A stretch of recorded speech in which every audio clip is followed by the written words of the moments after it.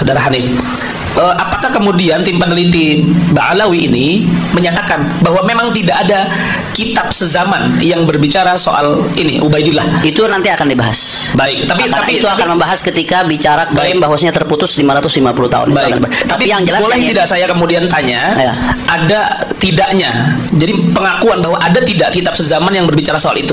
Akan dibahas nanti. Akan dibahas. Akan diuraikan. Ya. Baik.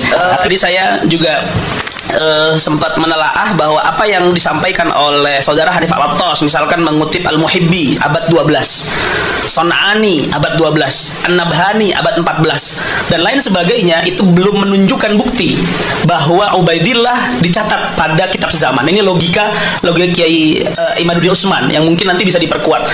Iya, karena memang ini tadi ada sebenarnya masukan dari beberapa kawan ya, kok lama sekali katanya 20 menit. Saya menginformasikan kepada sahabat-sahabat ini karena kemudian satu arah, maka memang diberikan waktu oleh panitia untuk bisa lebih panjang. 20 menit itu kalau diskusi 20 menit, tapi memang saudara Hanif itu sudah lebih dari 1 jam. Wah, nggak berasa ya. Maka sepertinya kita tunda dulu ya, karena memang mau istirahat sepertinya begitu. Tapi yang bisa saya garis bawahi seperti ini, dan saya coba sedikit saya perdalam begitu ya, saudara Hanif.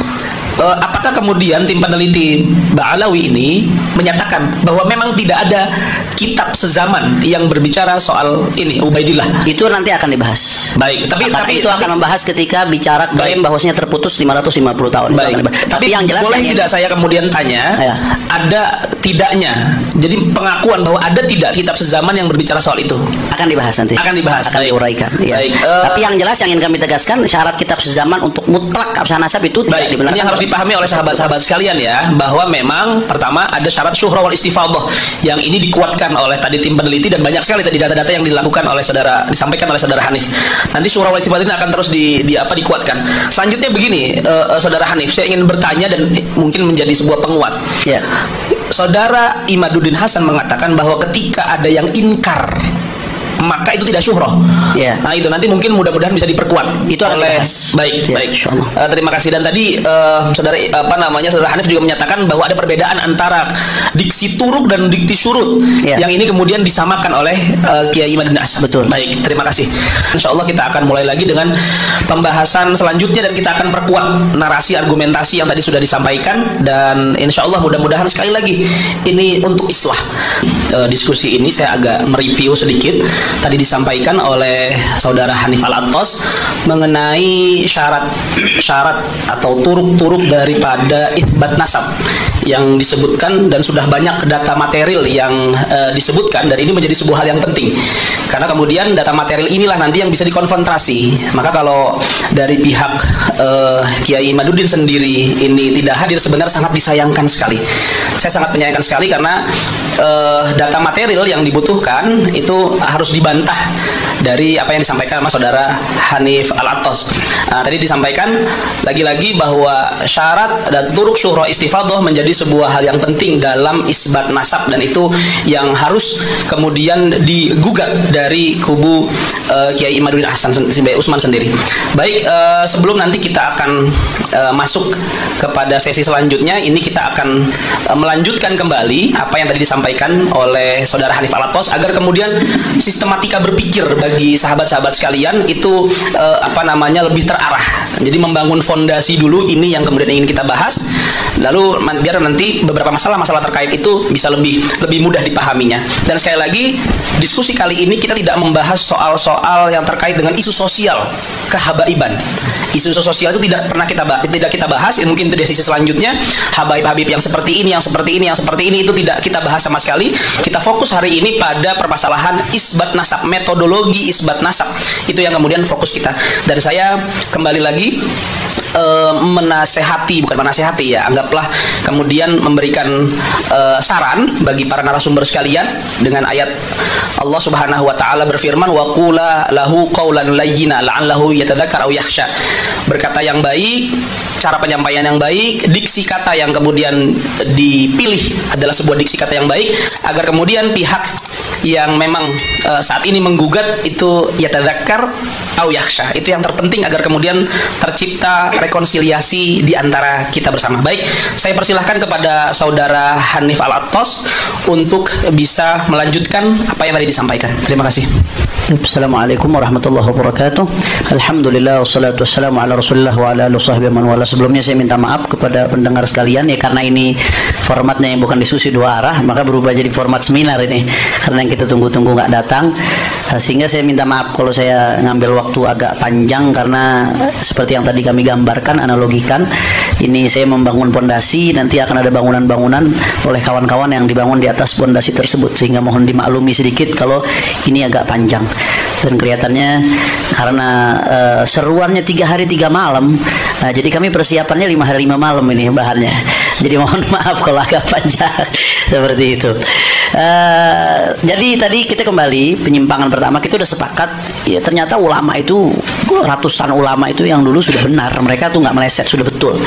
Tapi kenapa kok Imat bisa begitu yakin hanya dia yang benar, semua ulama salah? Sehingga dari sini kita bisa kesimpulkan sudah jelas-jelas dia yang menyimpang. Salah satu tadi itu diantaranya dia mengabaikan dan menabrak tatanan ilmu nasab. Saya tadi udah tegaskan masalah syarat sezaman yang itu merupakan syarat mutlak kata Imat dan kawan-kawan, itu adalah syarat yang dibuat-buat. Kalau ada kitab sezaman ya boleh-boleh saja, bagus-bagus saja, tapi itu bukan syarat mutlak yang kemudian karena nggak ada kitab tersebut lalu dianggap nasab tidak tersambung.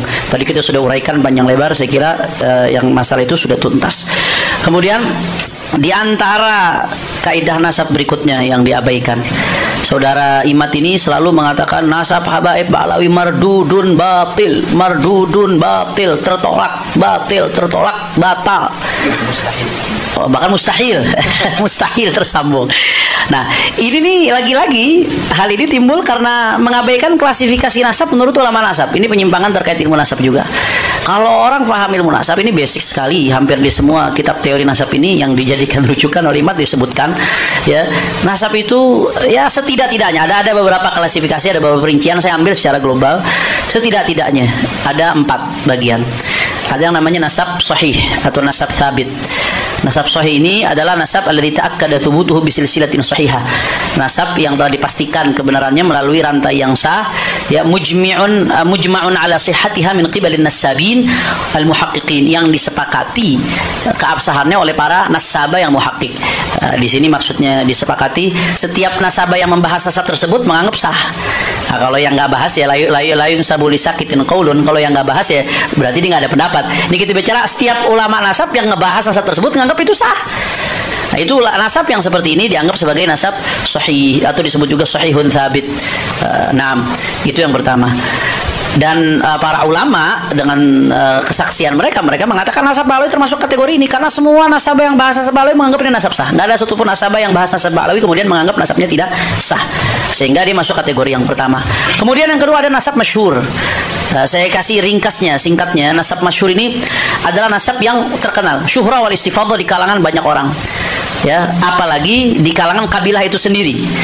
Hanya saja sekelompok orang yang sudah masyhur ini nggak tahu cara ketersambungannya bagaimana. Misalkan contoh, ada sekelompok orang yang memang sudah dikenal secara turun-temurun sebagai Al-Husaini misalkan, tapi ini nggak ada yang ingkar mereka ini keluarga Al-Husaini, tapi amudun nasabnya, silsilah nasabnya itu sulit untuk ditemukan data ketersambungannya di tengah kepopulerannya.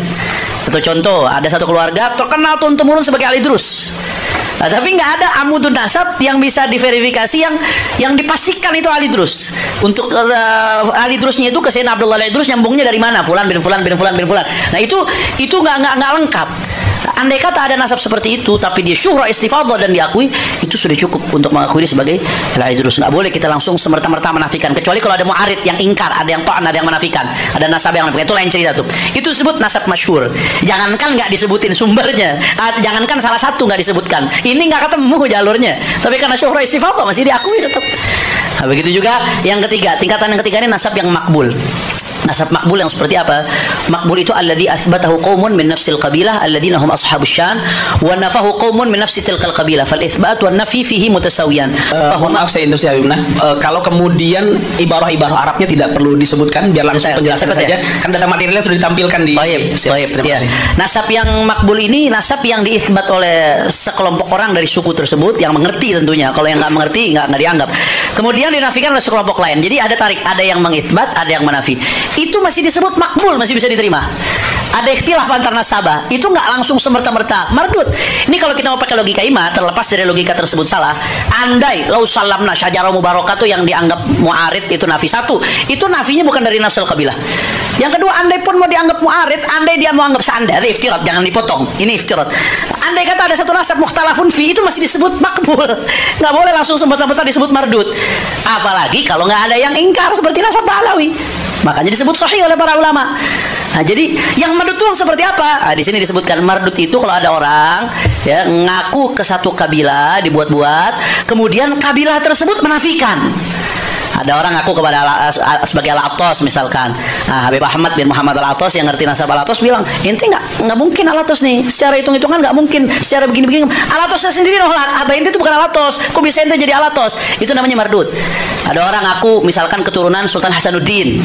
Nah, aku teriak Sultan Hasanuddin. Keturunan Sultan Hasanuddin sendiri nggak ngakuin, nolak. Itu baru nasab mardud, Gus Wafi. Mardud itu yang namanya mardud dalam definisi ilmu nasab.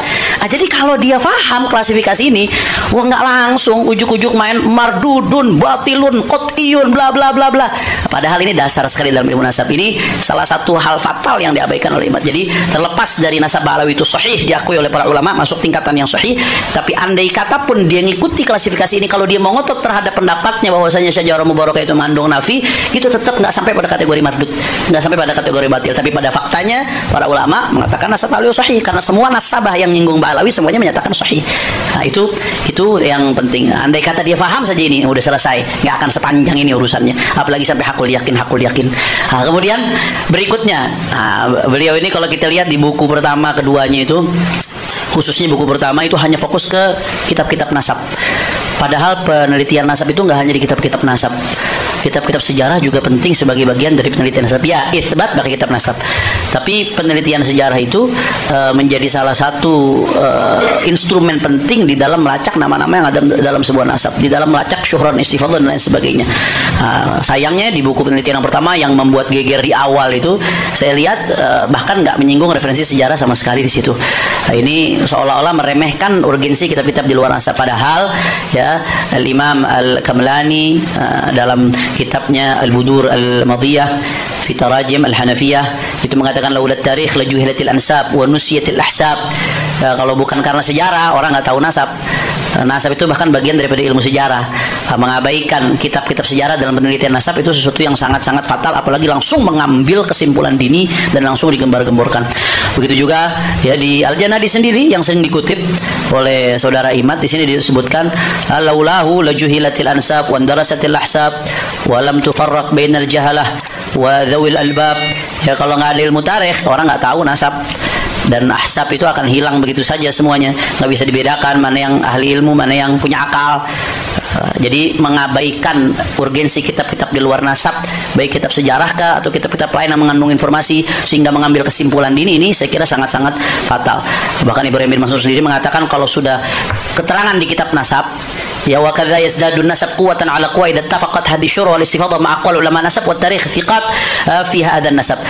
Keterangan kitab nasab kalau udah ketemu sama syuhra istifadhah, cocok sama pendapat ulama, cocok sama keterangan di tarikh, wah itu kuah fogol kuah. Udah validasinya tuh makin luar biasa, double validasinya. Kekuatan di atas kekuatan, valid di atasnya valid itu. Dan apakah saya ini sudah yakin bahwa nasab Ba'alawi ini terputus dari Rasulullah Muhammad SAW? Maka saya katakan bahwa nasab Ba'alawi ini sampai diskursus hari ini saya sudah mengkristal kesimpulan bahwa sesungguhnya memang nasab Ba'alawi ini adalah nasabun munqati'un batilun maudhu'un.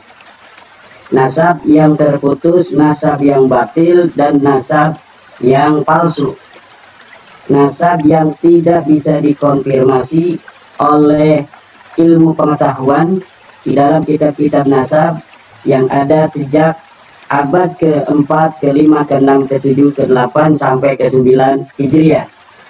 Yang kedua adalah menurut ilmu DNA, nasab Ba'alawi ini adalah nasabun mustahilun. Nasab yang mustahil, dia sebagai keturunan baginda Nabi besar Muhammad Sallallahu Alaihi Wasallam.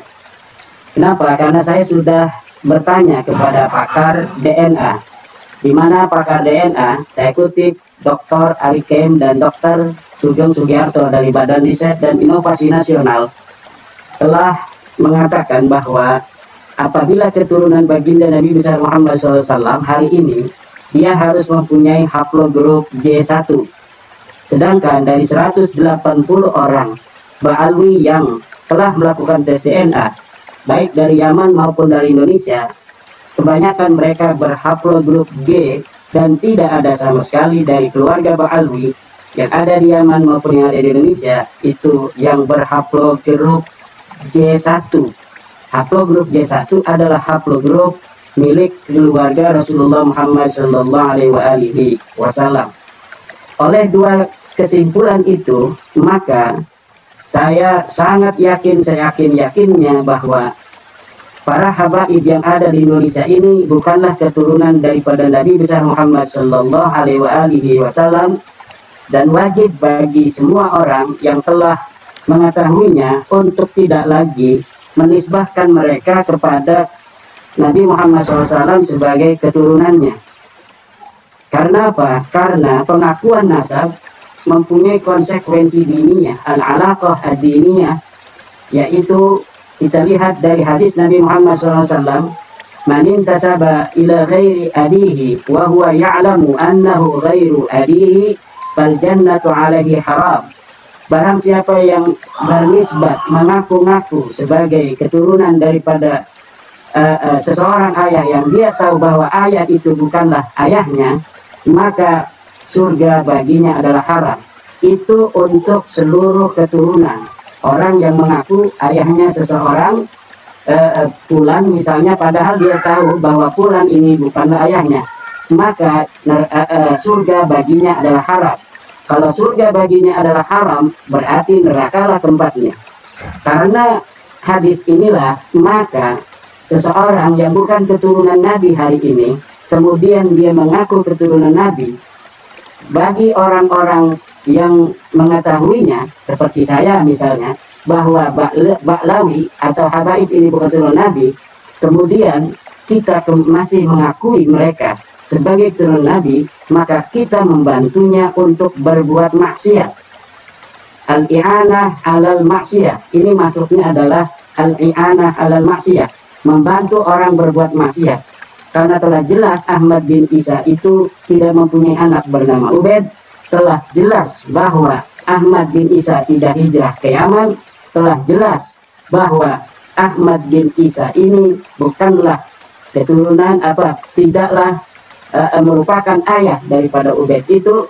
Dan dari sisi DNA sudah jelas dari para habaib Ba'lawi ini dari Yaman dan dari Indonesia yang telah melakukan tes DNA-nya tidak linear dengan tes DNA daripada keturunan Nabi besar Muhammad SAW. Nah, maka drama pengakuan Ba'lawi ini sebagai keturunan Nabi yang telah berlangsung 550 tahun sampai hari ini, dari mulai kitab pertama keluarga mereka, Al-Burqatul Musyiqah, yang dikarang oleh Ali As-Sakran 895 Hijriah sampai hari ini 1445 Hijriah, ini telah berlangsung 55 tahun. Angka 550 tahun ini adalah angka keramat, karena ternyata 550 tahun itu adalah angka yang sama dari mulai Ahmad bin Isa wafat sampai nasabnya diakui oleh keluarga Ba'lawi di tahun 895 Hijriah. Kalau yang punya kalkulator, silahkan diuji, silahkan dihitung. Dari mulai wafatnya Ahmad bin Isa 345 Hijriah sampai pengakuan pertama mereka 895 Hijriah adalah 550 tahun. Kemudian hitung 895 Hijriah sampai hari ini 1445 Hijriah adalah 550 tahun juga. Saya mempunyai pemikiran bahwa angka 550 tahun inilah angka terakhir yang diberikan Allah Subhanahu wa Ta'ala untuk Ba'lawi mengaku sebagai keturunan Nabi besar Muhammad SAW. Rupanya Allah Subhanahu wa Ta'ala tidak akan lagi memberikan waktu kepada para habaib yang mengaku sebagai keturunan Nabi ini untuk mengakui nasab yang bukan nasabnya. Waktunya sudah berakhir dan semua sudah selesai. Ya sangat jelas. Kitab-kitab nasab yang sudah ada sejak siri silsilatil alawiyah pada abad keempat itu tidak menyebutkan nama daripada Ubaid sebagai anak Ahmad bin Isa. Kitab Tahdhibul Ansab di abad kelima karya Al-Ubaidili tidak menyebutkan. Kitab Al-Majdi tidak menyebutkan. Anak lainnya disebut. Kitab Muntaqilatul Talibiyah tidak menyebutkan Ahmad bin Isa mempunyai anak bernama Ubaid. Kitab Asyajaratul Mubarakah tidak di abad ke-6 597 Hijriah. Kitab itu dikarang oleh Imam Fakhruddin Ar-Razi, menyebutkan anaknya cuma 3.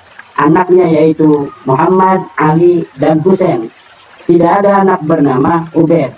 Kemudian kitab-kitab lainnya, kitab Al-Asili, kitab As-Sabatul Musal, kitab Umdatul Talib karangan Ibnu Inabah yang ada di abad ke-9 pun, abad di mana Ali Asakran keluarga Ba'lawi ini mengaku diri sebagai keturunan Nabi, ini tetap tidak mencatat mereka sebagai keturunan Nabi besar Muhammad Sallallahu Alaihi Wasallam. Dan lalu kalau bertanya siapa lalu ayahnya Ubaid? Ayahnya Ubaid telah saya dapatkan. Ubaid ini punya ayah namanya Isa bin Alwi. Menurut kitab Tuhfatuz Zaman karangan Husain Al-Ahdal, wafat 855 Hijriah, bahwa Ubaid ini adalah anak dari Isa bin Alwi. Jadi namanya mirip-mirip. Kalau Ba'lawi ini kan Alwi bin Ahmad bin Isa. Sementara nasab yang sesungguhnya dari Ubaid ini adalah Ubaid mempunyai ayah namanya Isa, Isa mempunyai ayah namanya Alwi. Sampai di situ nasab ini sebenarnya adalah nasab cangkokan dari Bani Ahdal. Jadi ada sebuah klan di Hadramaut yang terkonfirmasi direportase oleh sebuah kitab sejarah di abad ke-8, yaitu oleh seorang historian yang bernama Al-Janadi, wafat 732 Hijriah, di mana di dalam salah satu bagian dia menyebut nama seorang leluhur Bani Ahdal. Leluhur Bani Ahdal ini yang bernama Muhammad disebutkan oleh kitab As-Suluk fi Tabaqatil Ulama wal Muluk itu karya karangan Al-Janadi, bahwa dia hijrah dari Irak menuju ke Yaman. Kemudian keluarga Ali Asakran ini, Ba'lawi, mempunyai sebuah kesimpulan sendiri bahwa Muhammad yang disebutkan oleh As-Suluk itu adalah merupakan saudara dari leluhur mereka, saudara sepupu dari leluhur mereka. Nah, kalau saudara sepupu berarti satu kakek. Nah, jadi pertama kali keluarga Ba'lawi ini mencangkokkan nasabnya kepada Rasulullah itu melalui pencangkokan kepada Bani Ahdal, di mana Bani Ahdal telah tercatat di dalam kitab As-Suluk. Saya ulang lagi supaya dapat dicerna. Nah, namun sayangnya di dalam kitab As-Suluk itu, walaupun Bani Ahdal Muhammad yang katanya pindah dari Irak ke Yaman ini disebut sebagai Syarifun Husainiyun, seorang syarif yang Husaini, keturunan daripada Husain, ini tidak disebutkan silsilahnya.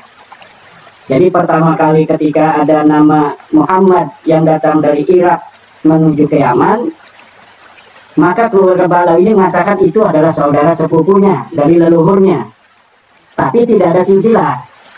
Akhirnya mereka masing-masing, keluarga Bani Ahdal yang ada di abad 9 ini dengan keluarga Ba'lawi yang membonceng, masing-masing beristihad sendiri. Masing-masing beristihad sendiri. Bani Ahdal beristihad mencari amudun nasab, nama-nama nasab ke atas. Dia menemukan secari kertas yang mengatakan bahwa Muhammad ini adalah Muhammad bin Sulaiman bin Ubaid bin Isa bin Alwi bin Himham bin Aun bin Musa Al-Kadhim. Al-Qadim ini kan sudah terkenal sebagai cucu daripada Sayyidina Husain. Kemudian Ba'lawi, ini keluarga Habaib ini yang mengaku sebagai sepupu. Kalau sepupu berarti mereka bertemu di Ubaid ini. Karena Muhammad bin Sulaiman bin Ubaid dari Bani Ahdal, berarti kakeknya bernama Ubaid. Nah, nama-nama tiga ini yang mirip, yaitu Muhammad, Isa, dan Ubaid, serta Alwi. Kemudian 4 berarti ya, Muhammad, Alwi, Isa, dan Ubaid. Kemudian ternyata tertolak oleh kitab-kitab nasab sebagai keturunan Nabi. Jadi silsilah yang tadi diurut oleh Husain Al-Ahdal di abad ke-9 855 Hijriah ternyata ditolak oleh kitab-kitab nasab, di mana dikatakan bahwa Musa Al-Qadim tidak mempunyai anak bernama Aon. Nah, ini keluarga Balawi kemudian bingung juga, kita udah nyangkok ternyata ditolak. Akhirnya mereka beristihad lagi, mencari lagi celah-celah di dalam kitab As-Suluk. Ditemukanlah silsilah dari Sarid Abil Jadid. Nah, Sarid Abil Jadid ini kebetulan disebut keluarga Abi Alwi, keluarga Ba Alwi.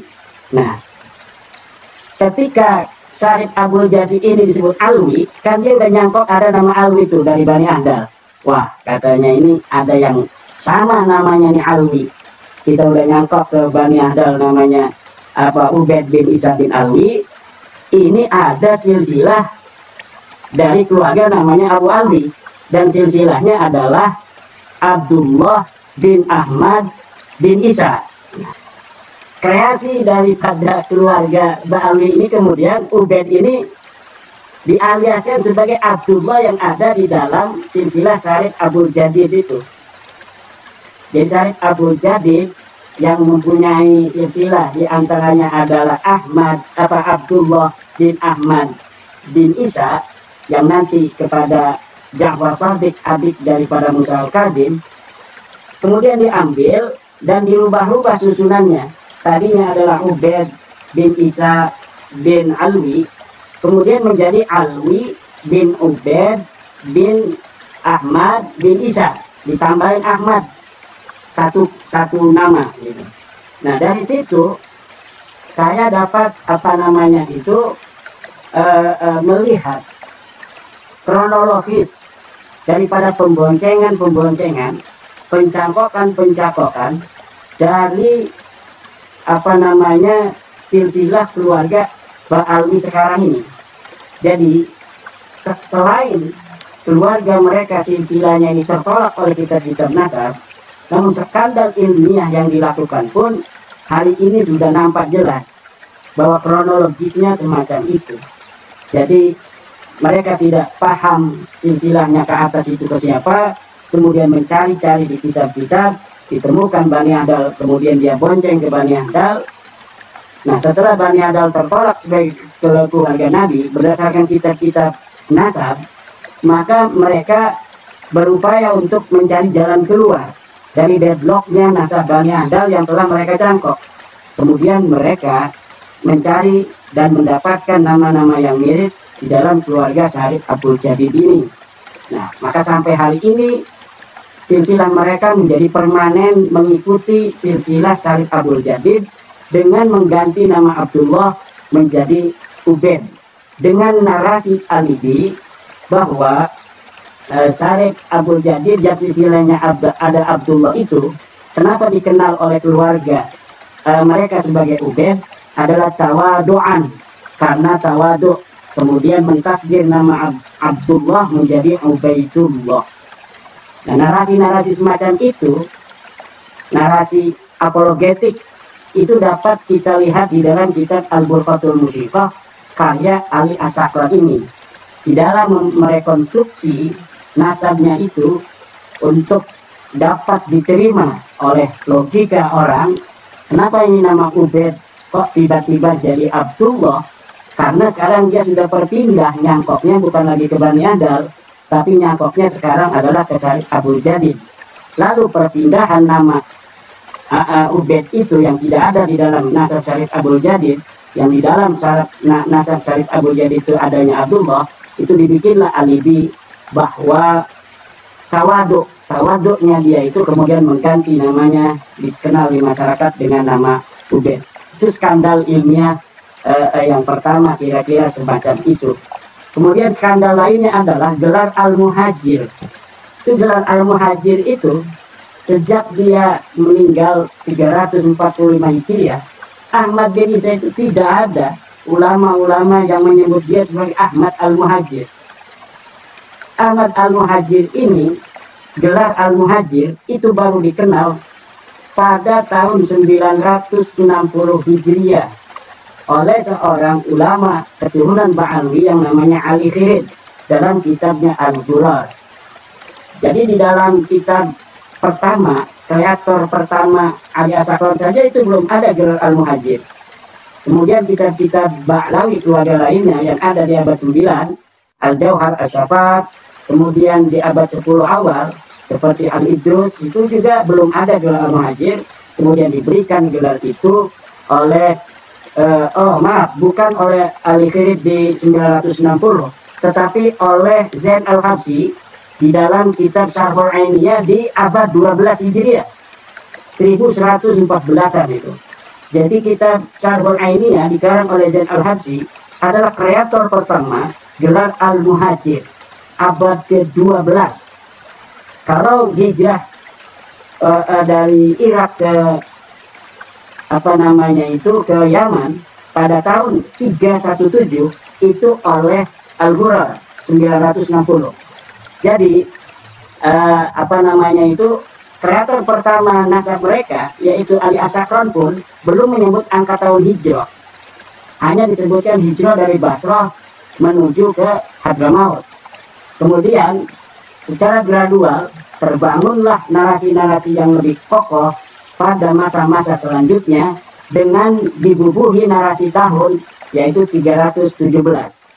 Narasi tahun ini sepintas ini menguatkan historiografi dari nasab mereka, tetapi pada saat yang sama dari angka-angka tahun inilah akan terlihat kesemrawutan daripada historiografi yang dibangun hanya berdasarkan asal comot dari berbagai macam sumber-sumber yang tidak dapat dipertanggungjawabkan. Nanti kita akan bisa lihat dari historiografi 317 Dia Hijrah ini akan terbongkar sebuah kenyataan yang pahit, yaitu bahwa saya menemukan sebuah data bahwa Ahmad bin Isa ini pada umur 20 tahun di tahun 234 Hijriah dia masih berada di kota Madinah di sebuah kampung yang bernama Kampung Surya. Nah, ketika dia berumur 20 tahun 234 masih ada di kota Madinah dalam masa waktu yang berikutnya dikatakan dia wafat 345 Hijriah oleh Ba'alawi dan hijrahnya 317. Ini akan menjadi aneh oleh para pembaca sejarah di mana seorang yang sudah berumur 100 tahun lebih itu hijrah dari Basrah menuju ke Hadramaut yang berjarak 2000 km. Itu nggak mungkin. Dan ketika dia wafat sebagaimana yang disebutkan dalam sumber-sumber Ba'alawi, katanya wafatnya 345 Hijriah, itu berarti dia sudah berumur 130 tahun lebih. Dan ini tidak masuk akal. Nah, ketika ditanyakan apa kehebatan daripada Isa ini, Husain Al-Ahdal itu mengakui di dalam kitab Tuhfatul Zaman 855 Hijriah bahwa nama-nama nasabnya itu tidak dimarfukkan, tidak disambungkan oleh As-Suluk. Namun dia menemukan tiba di ta'aliq, hanya di dalam sebagian tulisan-tulisan di pinggir kitab, artinya tambahan-tambahan dari para ulama yang menulis atau mengkaji kitab itu. Kemudian dia menulis silsilah dia begini gitu. Kemudian ta'aliq ini yang ada di pinggir kitab atau di kertas, satu kertas, dua kertas, dia masukkan di dalam kitabnya. Nah, sayangnya mungkin keluarga Ba'alawi tidak melihat juga kitab yang sudah ditulis oleh sepupunya itu Bani Ahdar. Jadi sepupunya menulis dia jurus abad keturunan Musa Al-Kazim, sementara dia menulis keturunan daripada apa namanya itu Ali Al-Uraidi. Keduanya adalah saudara. Jadi ini nyangkok ke sini terpentok, ini nyangkok ke sini juga mentok. Ini mentok semua. Maka hari ini pun Mufti di Yaman, Mufti Syarafuddin Samsuddin itu telah mengeluarkan sebuah rilis keluarga-keluarga yang tidak terkonfirmasi sebagai keturunan Nabi, di antaranya Bani Adal dan Ba'lawi ini. Kemudian dari tes DNA pun kedua keluarga ini pun tertolak. Jadi yang paling apa namanya kuat kan hari ini sebenarnya DNA. Kita ngomong berbusa-busa tentang kajian pustaka ini sebenarnya hanya memenuhi hasrat ilmiah daripada masyarakat. Sebenarnya ini kalau sudah masuk ke ranah hukum, yaitu pembuktian terakhirnya adalah dengan tes DNA. Dan pakar-pakar tes DNA yang ada di Badan Riset Indonesia itu sudah mengatakan bahwa apabila seseorang yang hari ini mengaku sebagai turun Nabi harus berhaplogrup J1 apabila mengaku jurusan laki-laki lurus ke atas tanpa diselang oleh perempuan satupun. Kalaulah dia mengaku sebagai keturunan Nabi Muhammad dengan haplogrup selain J1, maka ini tertolak secara ilmiah kajian YDNA. Barusan juga Profesor Arikem atau Dr. Arikem itu dari Badan Riset, saya minta izin untuk mengutip namanya. Kata beliau, silakan dikutip. Artinya kita tidak hanya membaca, tetapi juga kita apa namanya menggali dari keyakinan seorang peneliti akan ucapannya atau narasinya. Kemudian dia mengatakan hal yang seperti saya sebutkan tadi. Jangankan sebagai turun Nabi, keturunan Ibrahim saja bukan. Kenapa? Karena dari mulai Nabi Ibrahim sampai sekarang ini belum ada perubahan haplogrup. Jadi belum ada tahawurat al-jiniyah, belum ada mutasi genetik. Daripada Nabi Ibrahim sampai sekarang keturunan garis lurusnya itu harus berhaplogrup J1.